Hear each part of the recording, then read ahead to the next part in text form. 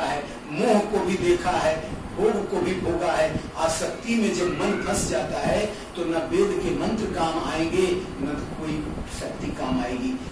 मन से जब तक पूरी तरह से आसक्ति, काम, क्रोध, लोभ, ईर्ष्या आदि का त्याग नहीं हो जाता, मन में थोड़ा सा भी यदि लोभ बच गया, मन में थोड़ी सी भी आसक्ति बच गई तो उस व्यक्ति का कल्याण नहीं हो सकता। वह फिर इस संसार में बंध जाएगा। संसार में जैसे ही प्राण छोड़ोगे उस समय जैसा मन होगा उसी प्रकार से तुम्हारा अगला जन्म होगा। और यदि तुम चाहते हो कि जन्म मृत्यु के चक्कर से अलग हो जाए तो मन को आसक्ति रहित करो।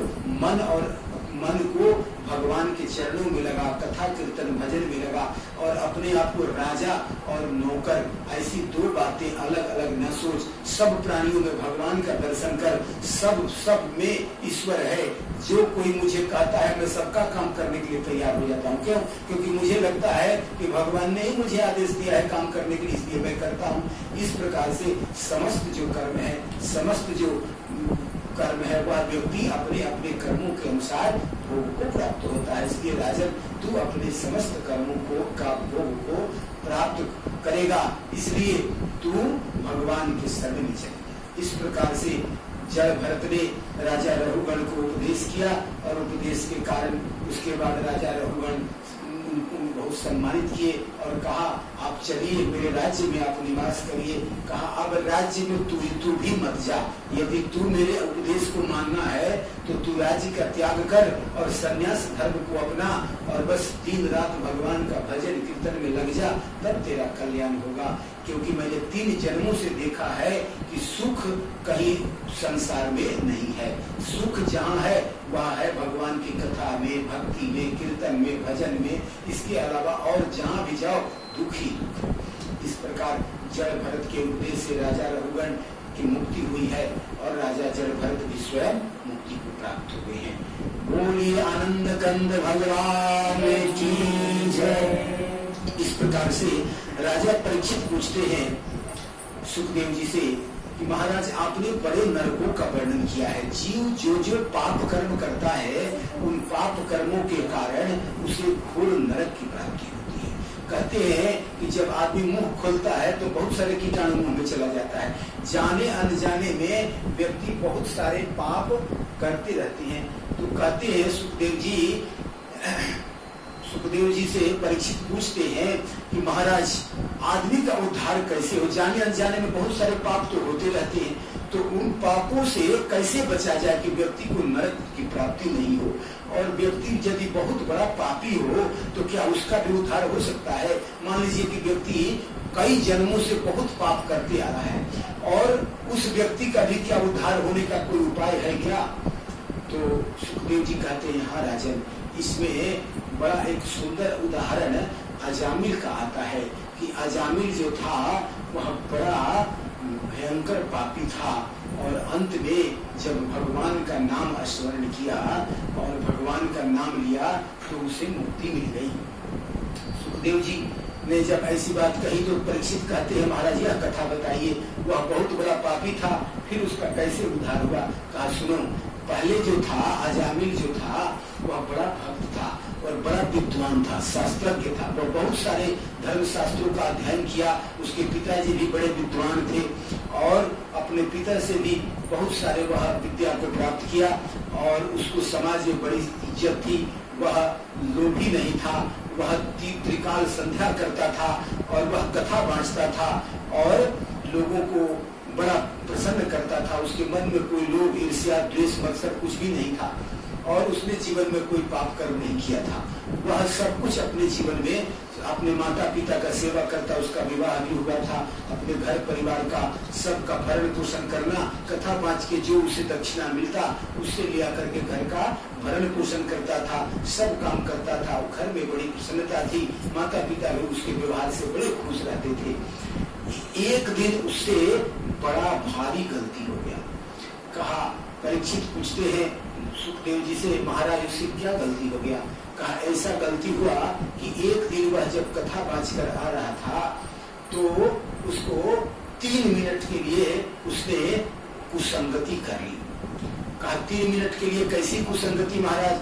कहा जब वह आ रहा था तो रास्ते में उसने 3 मिनट का एक फिल्म देख लिया। 3 घंटे का नहीं देखा, 3 मिनट का देखा, और 3 मिनट का फिल्म ही उसके पूरे जीवन को बदल के रख दिया।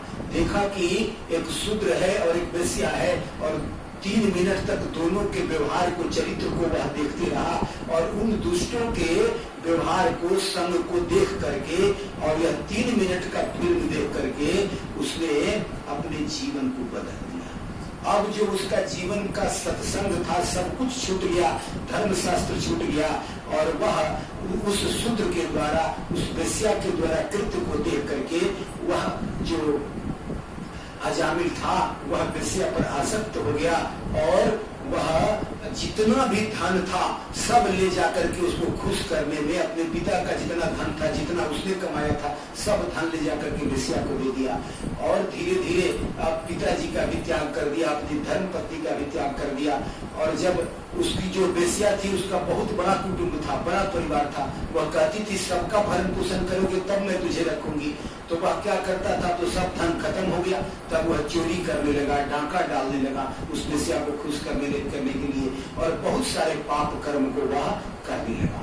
और इस प्रकार से वह भयंकर भयंकर कृत्य करके, डाकू बन करके, चोरी करके, और कई लोगों का हत्या करके, बड़ा बड़ा पाप करके उसने अपने जीवन को बड़ा पापमय बना दिया। इसीलिए जीवन में 3 मिनट का सत्संग व्यक्ति को, जीवन को सुधार सकता है, और 3 मिनट का जो कुसंगति, 3 मिनट का जो बुरा चरित्र, 3 मिनट का जो बुरा फिल्म है वह जीवन को दुर्गति में गिरा देता है। और आजकल तो लोग 3-3 घंटा सिनेमा देखते हो, तो 3 मिनट का सिनेमा देखा था और पूरा जीवन ही उसका बर्बाद हो गया, और इस प्रकार से उसका जीवन नरकी हो गया। 88 वर्ष की जब उसका उम्र हुआ तो उसकी मृत्यु है।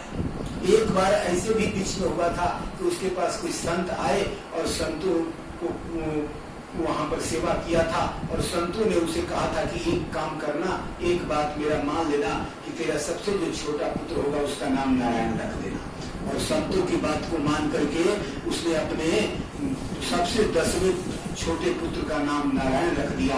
और जब मृत्यु आई सामने और यमराज के दूत आए, 2 बात होती है, जब व्यक्ति के अंतिम समय आता है, मृत्यु का काल जब आता है, तो जब भी व्यक्ति धर्मात्मा है, पुण्यात्मा है, तो उसके पास भगवान के पार्षद आते हैं उसको लेने के लिए, और स्वर्ग लोक से देवता आते हैं लेने के लिए, कर्म के अनुसार, जिसका जो कर्म होता है उसी के अनुसार। और जो पापी व्यक्ति होता है उसे यमराज के भयंकर दूत आते हैं उसे लेने के लिए, जिसे देख करके जीव बड़ा डर जाता है।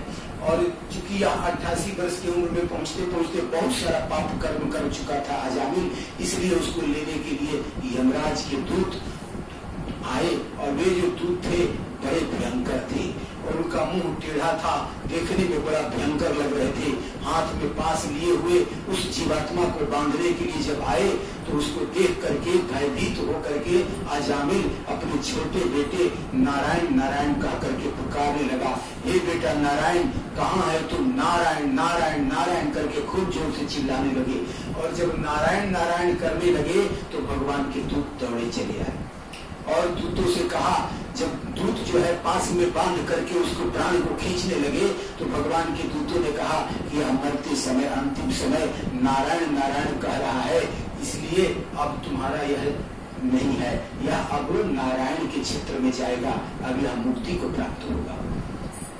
यमराज के दूतों ने कहा, जीवन भर इसने पाप कर्म किया है, और अभी जो नारायण नारायण कह रहा है ये भगवान को नहीं बुला रहा है, यह अपना बेटा को बुला रहा है, इसलिए आप इस भ्रम में न रहे, इसलिए इसको मेरे ही क्षेत्र में छोड़ दे। भगवान के दूतों ने कहा, भाव कुभाव अनक आलसहु नाम जपत मंगल 10 दिशा। भाव से या कुभाव से भी यदि भगवान का नाम लिया जाए तो वह मंगल ही करने वाला है। कहा क्यों? कहा कि देखो, यदि कोई व्यक्ति नहीं जानता है कि यह अग्नि है, और अग्नि में नहीं जान करके यदि अग्नि में कूद जाए तो जिस प्रकार अग्नि उसमें उसको भस्म कर देती है, जला देती है, चाहे वह अग्नि के गुण को जाने चाहे नहीं जाने।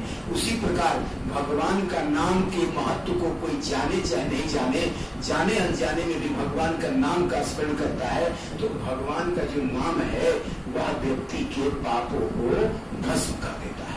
और व्यक्ति का यदि पाप भस्म हो जाता है तो व्यक्ति पुण्यात्मा हो जाता है। चाहे कितना भी जीवन में पाप किया हो, भगवान का नाम लेने से, भगवान का कीर्तन करने से, भगवान का भजन करने से व्यक्ति के सारे पाप जो है नष्ट हो जाते हैं। तो इस प्रकार से जब वह वार्ता होने लगी तो यमराज के जो दूत थे वहां से चले गए और भगवान के जो पार्षद थे वह भी चले गए और इन सब वार्ता को अजामिल सुना था। तब उसने देखा कि सत्य क्या है। तब उसको बात समझ में आई कि मैंने जीवन में कितना बड़ा पाप किया, अपने माता पिता का त्याग कर दिया, अपनी धर्म पत्नी का त्याग कर दिया और यह वेश्या के लिए मैंने सबका तिरस्कार किया, पाप कर्म करने के लिए अपने पूरे जीवन को बिगाड़ दिया और मैंने बड़ा पाप किया। ऐसा मन में जब उसको ग्लानि हुआ तब जाकर के घर द्वार छोड़ करके वह चला गया हरिद्वार में और वहां जाकर के भगवान का कीर्तन करता हुआ, भजन करता हुआ और भगवान को अपने आप को समर्पित कर दिया और अंत में जाकर के अजामिल को मोक्ष की प्राप्ति हुई, उसे नरक नहीं मिला। यद्यपि कि अजामिल ने बहुत बड़े बड़े पाप किए थे, लेकिन अंत में भगवान की शरण में चले जाने के कारण उसके जीवन में वह पूर्णतः पवित्र हो गया। कहते हैं सुखदेव जी कि अच्छा एक बात बताइए, कभी कोई व्यक्ति बहुत बड़ा पुण्यात्मा है और वह पाप करने लगा और फिर पाप करने लगा और पाप करने के बाद फिर पुण्य कर्म करे और पुण्य कर्म करने के बाद फिर पाप कर्म करे, वैसे व्यक्ति का क्या होगा? कभी पुण्य करे, कभी पाप करे, कभी पाप करे, कभी पुण्य करे, कभी डूबे, कभी उतरा, कभी डूबे, कभी उतरा।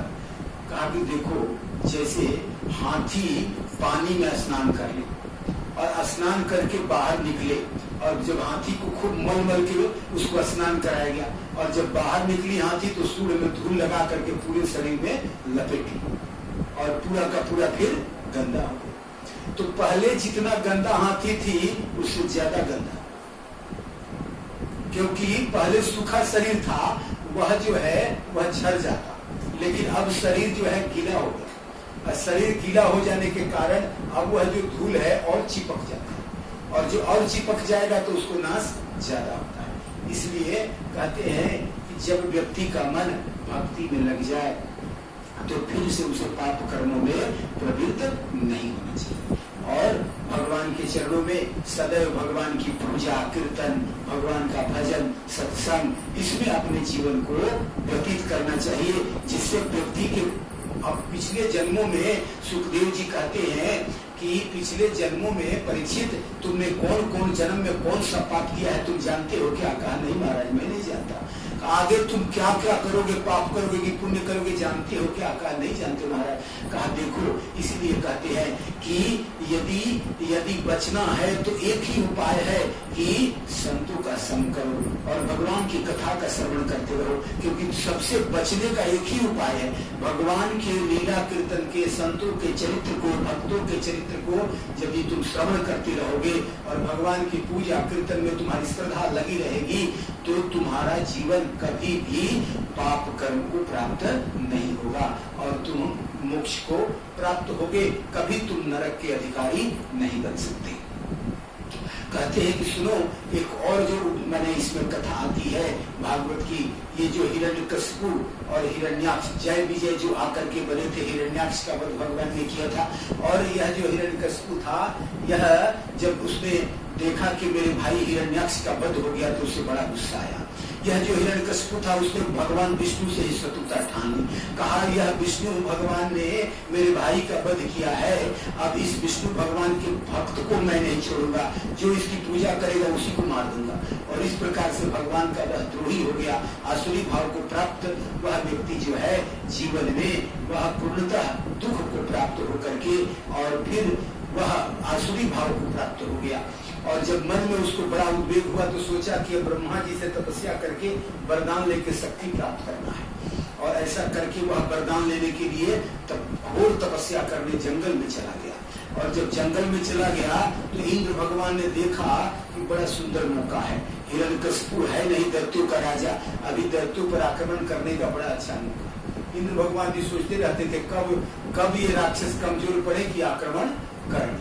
और जैसे ही हिरण्यकशिपु चला गया तो इंद्र ने आक्रमण किया और आक्रमण करके दैत्यों को तहस नहस कर दिया और उनकी पत्नी कयाधु को, हिरण्यकशिपु की पत्नी का नाम कयाधु था, कयाधु को पकड़ करके ले जाने लगे। तो नारद जी ने कहा कि हे इंद्र, यह तुम क्या कर रहे हो? तुम देवता हो या असुर?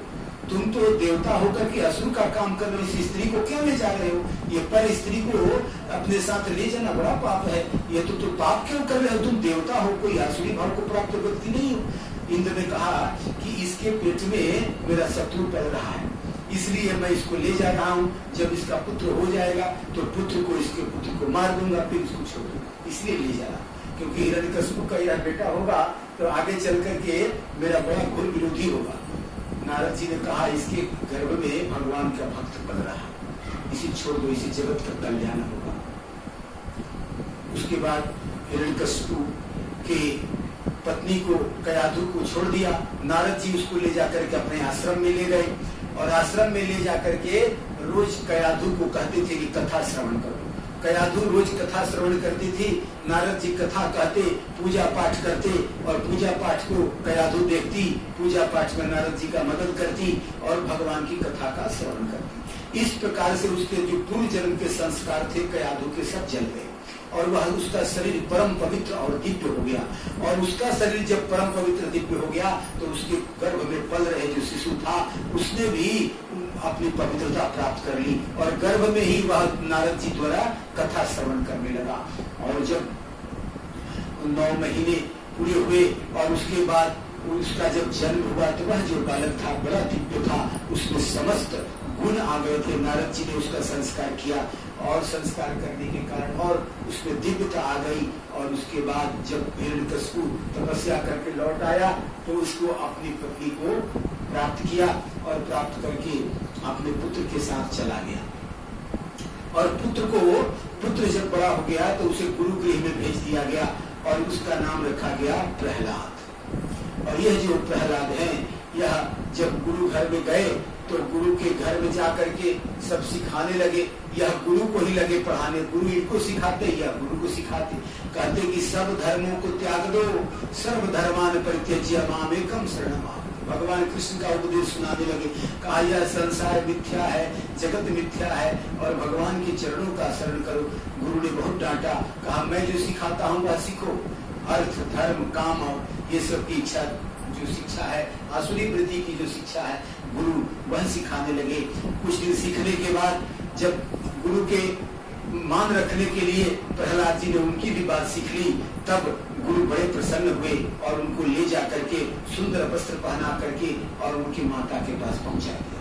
कयाधु ने देखा कि मेरा बेटा जो है पढ़ लिख करके आ गया तो बड़ी खुश हुई और सुंदर सुंदर वस्त्र पहना करके अपने उसके पिता के पास ले गई और जा करके अपने पति देवता से कहा कि मेरा पुत्र सब विद्या से पारंगत होकर के आपके सामने खड़ा है। बड़ा खुश हुआ हिरण्यकशिपु। कहा बेटा, गुरु घर में तू रहा था, क्या पढ़ा है? कुछ बढ़िया बात बता। गुरु घर में रह करके तूने तो बहुत अच्छी अच्छी बातें सीखी है। सबसे उत्तम विद्या, जो सबसे श्रेष्ठ ज्ञान है बेटा, यह बता कि तूने सबसे अच्छी बात क्या सीखी। आज तक तुमको सबसे उत्तम विद्या जो लगी वही बात मुझे बता। कहा पिताजी, आप मुझसे उत्तम विद्या सुनना चाहते हैं? कहा बिल्कुल। कहा उत्तम विद्या मैं आपको बताता हूँ। कहा है कि पिताजी विष्णु भगवान का पूजा करना चाहिए। कहा क्या बोला?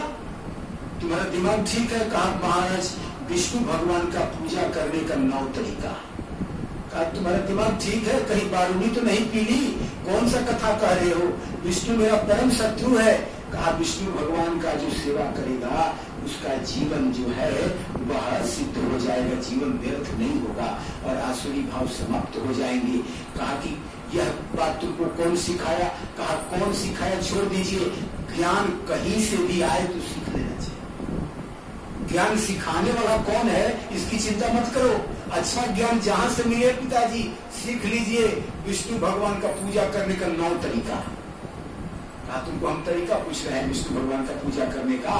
कहा बताते न है, प्रथम भगति संतन कर संगा, दूसरी रति मम कथा प्रसंगा।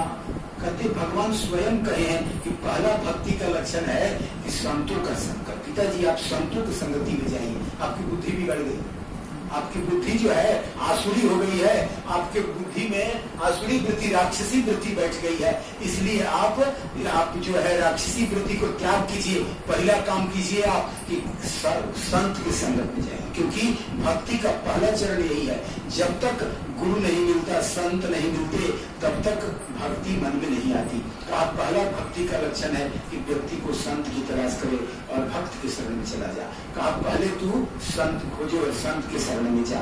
और दूसरी बात क्या करना, तब उस संत से कथा सुनो और भक्ति का मार्ग पूछो, तब जाकर के भक्ति की प्राप्ति। अब तो हिरण्यकशिपु का पारा पूरा बहुत क्रोधित हो गया।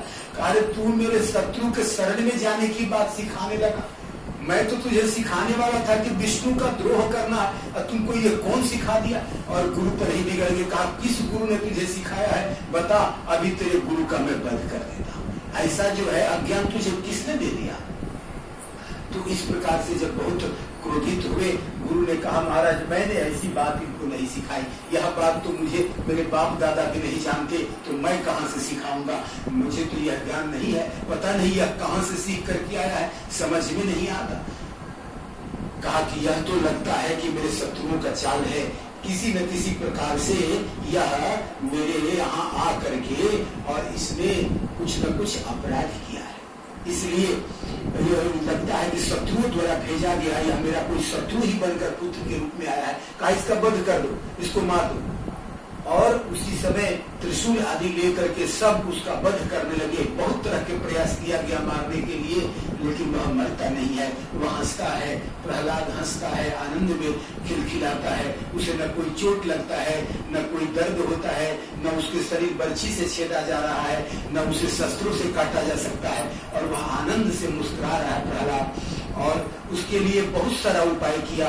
हिरण्यकशिपु ने उसे विष पिलाया, उसे सांपों से कटवाया, उसे भयंकर भयंकर यातनाएं दी, हाथी के पैर के नीचे कुचलवाया, पहाड़ के नीचे गिराया। जब भी कुछ किया जाता और फिर वह चला आता घूम करके पिताजी के पास। कहा पिताजी आप आसुरी बुद्धि का त्याग करो। कहीं से घूम करके चला आता, कहता पिताजी अब मैं भागूंगा नहीं, चिंता क्यों करते हैं, आपकी बुद्धि बदलने में आया, आप अपनी बुद्धि बदल दो, यह आसुरी वृत्ति है, इसी तरह पतन हो जाएगा। सीखो विष्णु भगवान का पूजा कैसे करते हैं। अब उसका तो जैसे ही बोलना शुरू करता, कानों में अंगुली डाल देता। यही लक्षण है। जो कोई व्यक्ति नरक से आता है, जो अधर्म से है, जो पापी व्यक्ति है, भगवान का कथा उसे अच्छा नहीं लग सकता। जब भगवान का कथा कहने लगेगा कोई, तो तुरंत अपने कानों में वह बंद कर लेगा, क्योंकि भीतर बड़ा कष्ट होता है, आत्मा में उसको बड़ा दर्द होता है और वह बड़ा कष्ट को भोगता है। भगवान की कथा पुण्यात्मा को ही अच्छा लग सकता है। जो व्यक्ति पुण्य किया है किसी न किसी जन्म में, उसी को भगवान की कथा अच्छा